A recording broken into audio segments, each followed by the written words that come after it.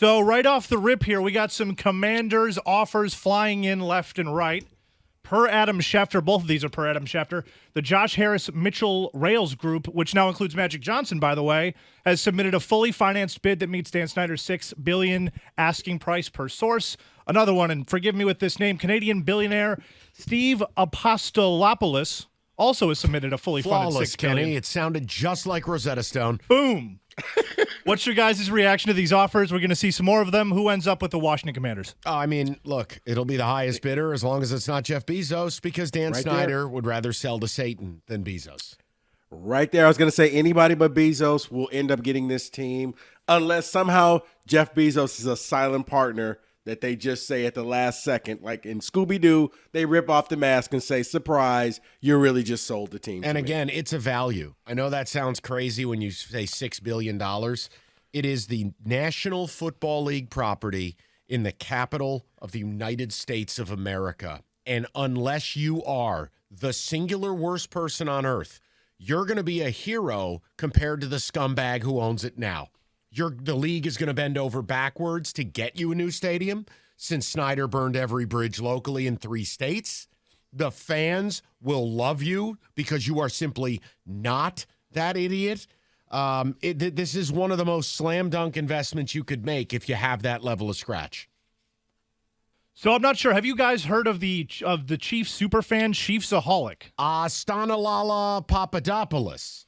Yes. I don't know his name, but he wears a full wolf costume to Chiefs games every single game. He has a side hobby, and that's robbing banks. He got caught last year Wait, what? Yes, Chiefs superfan, Yes. full mascot, goes to every game, got caught for bank robbing because he didn't show up to one of the games.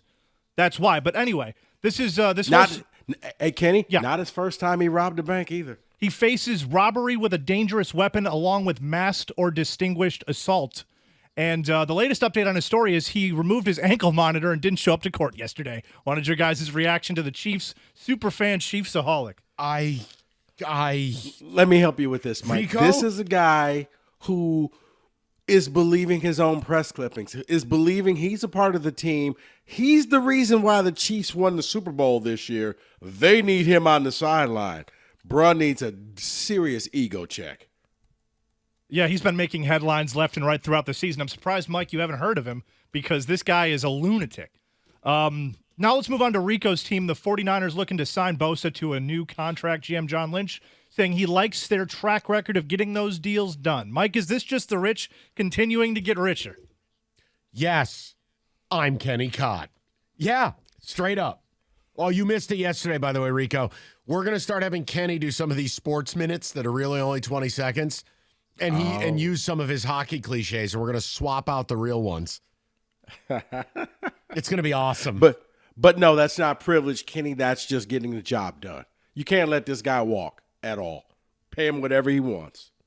Sounds like privilege to me. On to Mike's team, John Mara, on the Saquon Barkley situation. Quote, I told Saquon we want him to be a Giant for his entire career. The running back market is what it is right now, but I'm still hopeful we will at some point come to an agreement. Mike, are the G-men about to break your number one rule? No, because they've also said we're not going to break the bank, and Saquon needs to understand that. Look, I never would have franchised him.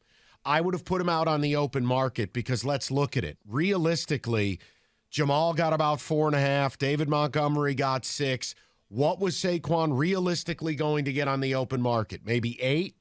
You got him franchised at 10. I don't care if he stays or goes.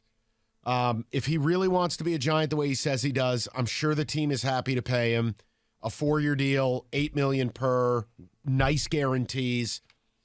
Kenny, I don't like any of it, so I'm the wrong guy to talk to. Talk to Rico about it. No, but, Mike, at this point, is there any way you can embrace the fact that they're going to pay Saquon, even though it totally goes against your rules? No. It's like religion. I don't know. I'm sure you've got some religious things you follow. The answer is no. So, but if you win a Super Bowl, It's we'll all like be David forgiven. with birth control. No. Wow. So even if they win the Super Bowl, you still are going to be upset. I'll never like it because it's costing us the ability to improve the team in more legitimate areas. Okay. Mike, fair enough. Like the Rams said, F those picks. They won the Super Bowl. They don't care that they stink right now. Yeah, I thought maybe that would change. They're going to be bad for quite some time. So Robert Kraft spoke at the league meetings and called assistant coach Jared Mayo a strong candidate to be Bill Belichick's successor, adding the team had other good people too. Quote, is the writing on the wall that Bill Belichick's days are numbered? Is this officially happening now? Rico, go first. No, I think it is. Belichick came out and said something that was very interesting when they were saying, hey, what should Patriots fans, they're not happy. What should they think about? And he's like, basically the last 25 years. Coming from Belichick, who's always about, we're on to the next game. We don't talk about this type of stuff. It does tell me that I think New England realizes we're at the end of the run. He's not as good as we thought he was. It's not to say that he's a bum without Brady, but the days are starting to pass him by. He's not the same coach. You hired Matt Patricia to run your offense. That's a fireable offense right there. But because you won a bunch of Super Bowls, they allowed it. But I think we've come to the end of his tenure, Kenny, that go out gracefully or we'll kick you out. Hey, the other thing, fellas, how much fun do you think he's having if they're not competing for the ultimate prize? So it's a two-way street. If you're Belichick, you can just go chill out in Nantucket and enjoy your life. You don't need this garbage. It either turns around or I'm with both of you. We're at the end. More reporting on the Rodgers-Packers situation. Per ESPN, the Packers placed a call to Rodgers that they wanted to talk to him. Brian Gutekunst said he was looking forward to talking with Rodgers. That talk never happened. What do you make of that? Aaron Rodgers is a wacko, goofball, hippie nutbag. And I love the fact that fact is what's holding this deal up. The Jets want security if Rodgers retires after 1 year. And the Packers are like, that's not our problem.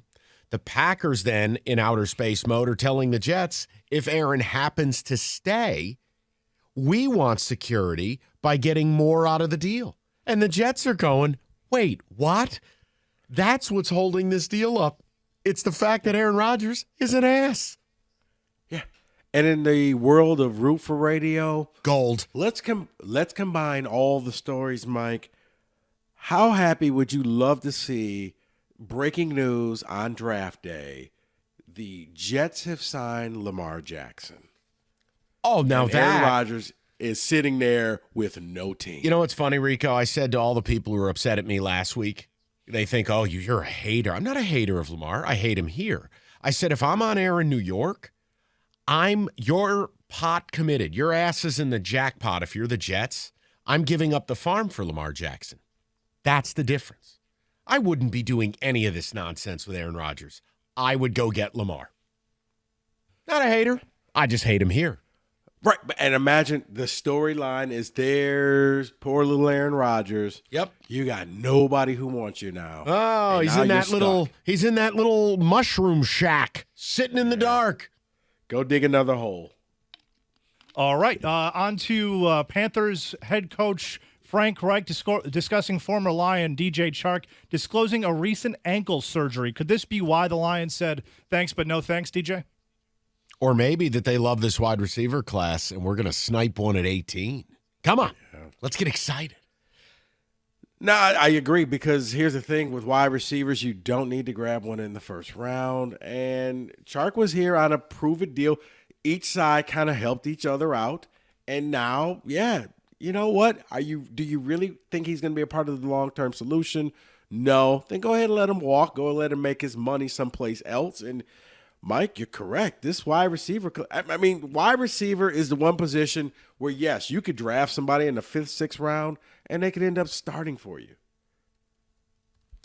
And a story that I will end on, just when you thought college football there was nothing to talk about, not so fast. LSU student broke into Tiger Stadium and stole $1,500 worth of beer, loaded it into the back of a pickup truck, and drove away. Have you ever heard of anything like this? I think it's awesome. Yes, and I'm surprised you're not the one who did it.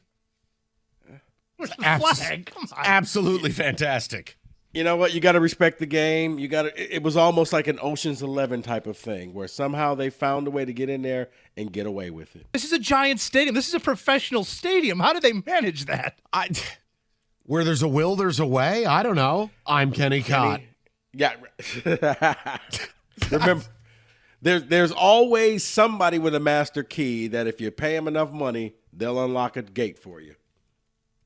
And that is In Football Today.